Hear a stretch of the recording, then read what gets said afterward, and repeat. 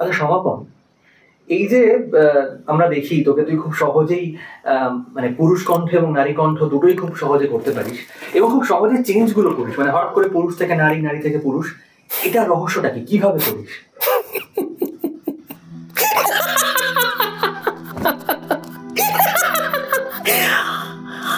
আসলে আমার বাইরে এক রূপ আর ভেতরে আর এক রূপ।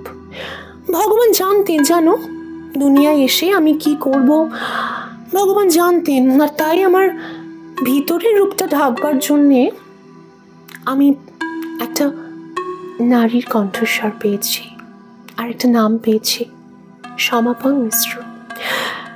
কিন্তু আসলে আমার নাম কি হওয়া উচিত তা কি তুমি জানো? আমার নাম হওয়া উচিত অবলাকান্ত। অবলাকান্ত। অবলাকান্ত?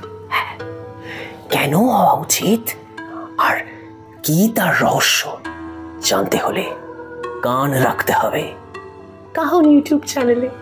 টাটা।